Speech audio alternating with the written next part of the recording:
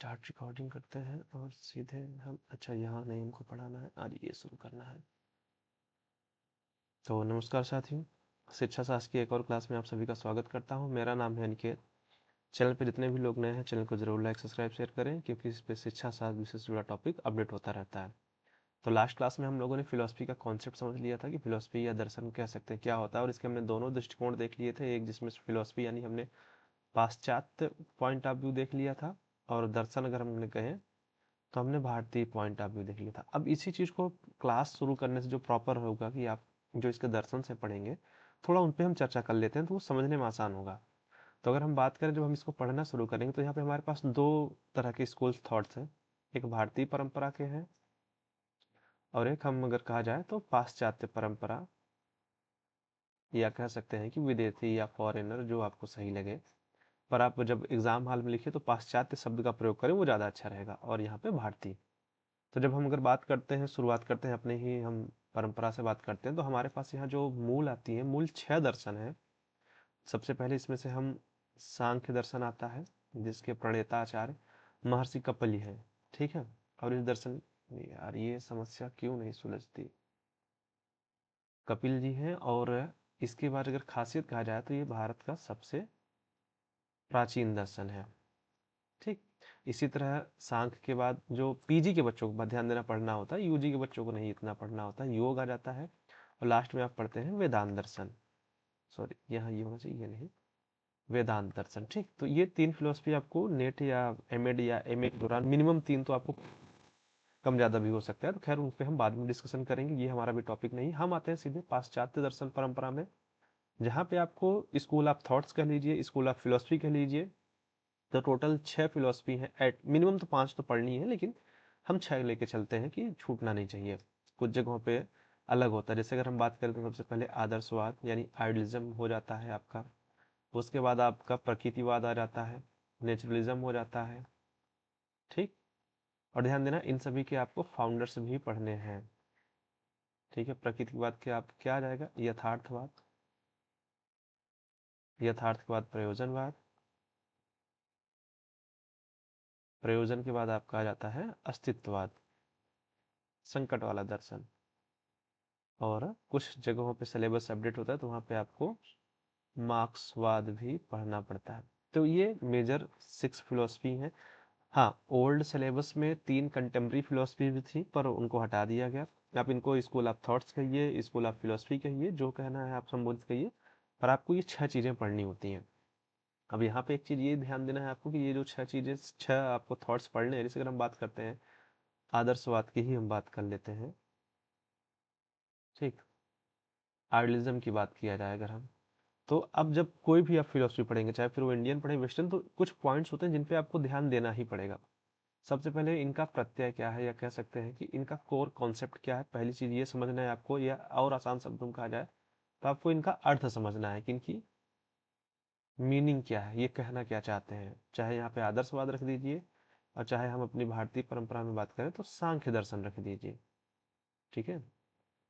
और ये हमारी समस्या बरकरार है, सांख्य दर्शन। और इसी सांख्य दर्शन, फिर यार ये सब मत किया करो, इसीलिए मैं टेक्नोलॉजी पे थोड़ा कम रिलाई करता हूँ। पर ऑप्शन नहीं ना, जैसे यहाँ देख रहे हो टच हो रहा है, ये अपने मूड में आ जा रहा है कि नहीं हम नहीं पढ़ाने देंगे। चलो हम बगल में लिख दे रहे हैं सांख्य दर्शन। तो इसी सांख्य क्लासेस का नाम इसी सांख्य दर्शन से लिया है। ये सोचा कि थोड़ा भारतीय होना चाहिए, अच्छा लगे। खैर, तो सबसे पहली चीज क्या है कि आपको उनका मीनिंग पढ़ना पड़ेगा, कॉन्सेप्ट समझ में आना चाहिए, डिफिनीशंस हो, फाउंडर्स कौन से रहे, कहाँ से शुरुआत हुई, बेसिक चीजें आपको पढ़नी रहेगी सिंपल वे में।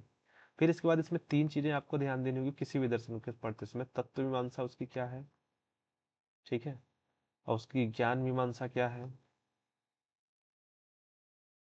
और लास्ट में उसकी मूल्य मीमांसा क्या है। तो खासकर भारतीय दर्शन में एक बार आप छोड़ भी देंगे तो चलेगा, लेकिन अगर वेस्टर्न फिलोसफी पढ़ रहे हैं तो ये तीनों पॉइंट पता होना चाहिए। अब देखो, इसको मैं बहुत सिंपल शब्दों में डिफाइन कर दे रहा हूँ यहाँ पे। तत्व मीमांसा मतलब किसी चीज की प्रकृति कैसी है, मतलब वो क्या है। जैसे आप किसी लड़के को देखते हो ना, यार वो बहुत अच्छा है, वो बहुत खराब है, वो दुष्ट है, वो मिक्स है। ठीक है। तो उसके अंदर अंदर अच्छे बुरे दोनों गुण है। तो तत्व मीमांसा ऐसे समझ लो। ज्ञान मीमांसा का मतलब है कि उस चीज का जानने का साधन क्या है। किसी चीज को जानना चाहते हैं तो उसके साधन क्या हैं, कैसे जानोगे, किन मेथड्स का यूज करोगे कि उस चीज को जान पाओ, आप समझ पाओ। तो उसके लिए ज्ञान मीमांसा है। मूल मीमांसा है कि उसके जो निर्णय लेने की प्रकृति है, ऐसे समझ लो, निर्णय लेना, डिसीजंस लेना है अच्छे बुरे के बीच में, या अनुशासन हम रखते हैं कि डिसिप्लिन कैसा होना चाहिए, तो वो आ जाता है आपके मूल्य मीमांसा में। तो ये देखो, पहली चीज ये हो गई कि आपको कॉन्सेप्ट समझना है। दूसरा उनके ये तत्व मीमांसा, ज्ञान मीमांसा, मूल्य मीमांसा, यानी मेटाफिजिक्स, इपिस्टेमोलॉजी और एक्सियोलॉजी आपको पढ़ना है। इसके बाद अगर हम और आगे चले, कॉन्सेप्ट समझ लिया आपने, इसकी ये समझ लिया, फिर कुछ प्रॉपर पॉइंट्स होते हैं, जैसे इस फिलोसफी में विद्यालय का क्या स्थान है। तो आपको ये पढ़ना पड़ेगा कि विद्यालय का क्या रोल है, विद्यालय कैसे रहा, और खासकर नेट वेट के बच्चों के लिए बहुत जरूरी है। शिक्षक का क्या रोल है, ठीक, शिक्षक क्या क्या कर सकता है, कहीं वो सिर्फ बैठ के तमाशा देखने वाला है कि या एक एक्टिव में है। फिर यही सेम बात आ जाती है छात्र के लिए, कि छात्र की क्या भूमिका है। इसके बाद जब हम इसको और आगे बढ़ाते हैं, तो अनुशासन तो रहेगा ही, इसको तो हम छोड़ ही नहीं सकते। अनुशासन यानी डिसिप्लिन हो गया आपका। इसके बाद पाठ्यक्रम क्या रहा है, हम पढ़ाएंगे क्या, उस दर्शन, अगर कोई दर्शन आप फिलोसफी फॉलो करते हैं, तो उसके पाठ्यक्रम क्या है, कौन कौन से विषय पढ़ाए जाएंगे, कौन, ये सारी चीजें होनी चाहिए। फिर विधियां, यानी जो आपको पढ़ाया जाना है, उनकी कौन से मेथड्स यूज करेंगे। ध्यान देना कि ये चीजें अगर उस फिलोसफी में आप नहीं पढ़ रहे हैं, तो वो जो भी फिलोसफी आप पढ़ रहे हैं, चाहे इंडियन हो चाहे वेस्टर्न हो, आप बेकार हैं। क्योंकि विद्यालय कहाँ है जहाँ आप शिक्षा पाएंगे। शिक्षा कौन देगा, कोई शिक्षक देगा। शिक्षा लेनी किसी एक छात्र को, उसको नियंत्रण में कैसे रखना है, अनुशासन के द्वारा क्या पढ़ाना है ये डिसाइड करना है, किस मेथड से, ठीक है। उसके बाद आ जाता है कि ये जो शिक्षक और छात्र का संबंध कैसा है, यानी टीचर टॉट रिलेशनशिप कैसा है। इस चीज को भी पॉइंट आउट किया जाता है, इस चीज पे भी विशेष ध्यान दिया जाता है। जैसे अगर हम बात करते हैं वेदांत या आदर्शवाद दर्शन की बात करते हैं, दोनों काफी सिमिलर है, और आदर्शवाद कह सकते हो कि एक तरह से कॉपी है वेदांत दर्शन की। पूरी तरह नहीं, लेकिन एक तरह से कॉपी है कि पिता पुत्र जैसा रिलेशनशिप की बात करता है।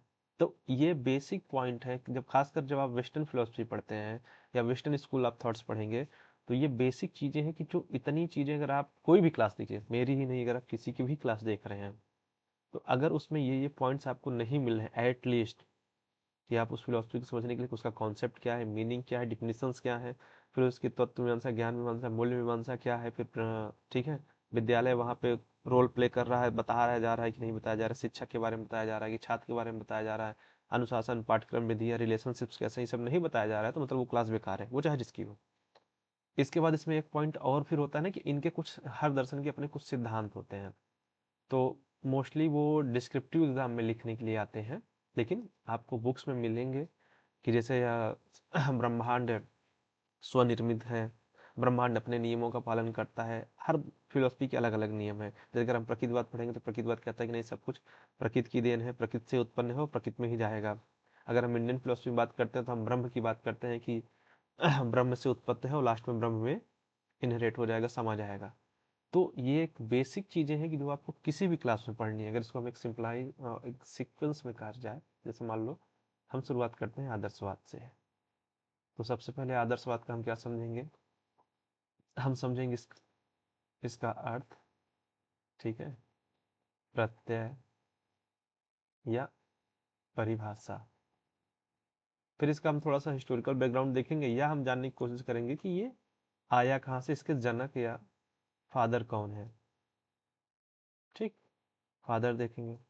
फिर जैसे मैंने बताया कि जब ये चीजें हमें समझ में आ जाएगी, तो फिर हम इसके देखेंगे, समझने की कोशिश करेंगे कि इसकी तत्व मीमांसा क्या कहती है, ज्ञान मीमांसा क्या कहती है, और मूल्य मीमांसा क्या कहती है। और जब ये समझ में आ जाएगा, तब फिर हम और आगे बढ़ेंगे। जैसे सिद्धांत की बात आती है कि हर दर्शन के अपने अपने सिद्धांत होते हैं, तो उस चीज को भी हम देखेंगे। और यहीं पे एक चीज और देखेंगे कि इस दर्शन को सपोर्ट करने वाले भी कौन कौन से हैं, फिलोसफर हैं, यानी इसके पक्ष में कितने लोग खड़े हैं। सिद्धांत के बाद हम सीधे आ जाएंगे कि यहाँ पे शिक्षक कैसा है, या कह सकते हैं कि उसका रोल क्या था, वो देखेंगे। फिर छात्र को अपने देखेंगे, जो हमारा सीखने वाला है। छात्र के बाद जो उसको सिखाया जाना है, यानी हम क्या देखेंगे, पाठ्यक्रम भी रखेंगे। पाठ्यक्रम के बाद हम क्या रखेंगे, शिक्षण विधियां, यानी किस शिक्षण विधि का यूज किया जा रहा है, शिक्षण विधियों प्रविधियों। फिर वहाँ पे विद्यालय है या नहीं, विद्यालय की व्यवस्था है या नहीं, किस तरीके के विद्यालय हैं, ये देखा जाएगा। फिर उस विद्यालय में जो सिखाया जा रहा है वहाँ पे अनुशासन कैसे है, कैसे कंट्रोल किया जा रहा है, कैसे आपको नियंत्रित किया जा रहा है कि आप अपनी जो चीज के लिए आए हैं उससे भटकने ना पाए। और एक चीज दे सकते हैं, इसके अलावा ऑप्शनल आप देख सकते हैं, ये आपके माइंड पे है, डिस्क्रिप्टिव एग्जाम में तो आता ही आता है कि पॉजिटिव पॉइंट और निगेटिव पॉइंट, यानी हम कह सकते हैं, ऐसे समझ लो कि इसके गुण क्या हो सकते हैं और दोष। और अगर हम डिस्क्रिप्टिव एग्जाम की बात करें तो एक सवाल पूछा जाता है ना कि इसकी प्रासंगिकता क्या है, क्या आज के समय में ये आवश्यक, सॉरी, आवश्यक है, ये रिलेवेंट है या नहीं, क्या आज के समय में हम जैसे कोई भी फिलोसफी आप उठाएंगे तो ये चीजें आपको अगर किसी भी क्लास में मिलनी, चाहे वो मेरी क्लास हो या किसी की, तब तो आपके लिए क्लास प्रॉपर हेल्पफुल है समझने के लिए। और अगर इसमें से कोई भी चीज मिसिंग है तो समझ लेना कि वो क्लास आपके लिए प्रॉपर हेल्पफुल नहीं है। अब इसी तरह फिर हम अगर इसको पढ़ना शुरू करेंगे तो हम शुरू करेंगे आदर्शवाद से, हम प्रकृतिवाद की बात करेंगे। और हम ये सीक्वेंस इसलिए ले रहे हैं क्योंकि ये दोनों एक दूसरे के अपोजिट काम करते हैं। फिर हमारा जो अगली फिलोसफी आएगी, हम यथार्थवाद पे बात करेंगे। यथार्थवाद के बाद हम बात करेंगे, ये देखो यही अच्छा नहीं लगता टेक्नोलॉजी का, प्रयोजनवाद के बारे में। अब मैंने ये इसलिए कहा है, सिंपल से वे में बताता हूँ। जैसे यहाँ पे आदर्शवाद में जो हमारा टीचर है उसकी जो रोल होती है वो मेजर रोल होती है, जबकि हम प्रकृतिवाद में जो हमारा टीचर होता है उसका रोल बहुत घटा दिया जाता है। तो इस वजह से और इनके थॉट्स की वजह से एक दूसरे के अपोजिट आ जाते हैं। यथार्थवाद और प्रयोजनवाद थोड़ा बहुत सिमिलर है पर इनमें भी अंतर है। और फिर हमारी आ जाती है एक फिलोसफी बचती है अस्तित्ववाद। तो ये सारी हम आगे के डेज में कवर करेंगे। आज का ये था कि कॉन्सेप्ट आपको समझाना था कि जो चीज़ें हैं आपको क्या क्या देखनी है अपनी क्लास में, वो चीज़ें मिल रही हैं तो आपके लिए क्लास प्रॉपर हेल्पफुल है। अगर ऐसी चीज़ें नहीं मिल रही हैं तो ऐसी किसी की भी क्लास हो तो आप डिनाई करिए, या तो बुक, ऑथेंटिक बुक्स पढ़िए, वो आपके लिए ज़्यादा हेल्पफुल रहेगा। सो मिलते हैं नेक्स्ट क्लास में, तब तक के लिए थैंक यू। और चैनल को जितने भी लोग देख रहे हैं चैनल को जरूर लाइक सब्सक्राइब शेयर करें, जिससे मैं भी इंकरेज होता रहूं। उधर लगातार व्यस्तताओं के चलते क्लास में बहुत डिसबैलेंस हुआ है, लेकिन अब पूरी कोशिश रहेगी कि इधर आज मार्च से शुरू हुई है जो चीज़ें फिर से, तो अब इसमें से एनी हाउ क्लास मिस ना होने पाए, अब टॉपिक्स कवर होते रहें। और जो भी लोग टेलीग्राम चैनल जुड़ रहे, अगर उनको टॉपिक्स मैटर चाहिए तो प्रॉपर बताएं कि किस यूनिट पे चाहिए या क्या चाहिए, तब उनको प्रोवाइड करा जा पाएगा ना कि जैसे आपको मैं क्या भेज दूँ, नो आइडिया ना, तो आपको बताना पड़ेगा कि किस यूनिट का है या किस टॉपिक का है, तब आपको मिल जाएगा। सो मिलते हैं नेक्स्ट क्लास में, तब तक के लिए थैंक यू।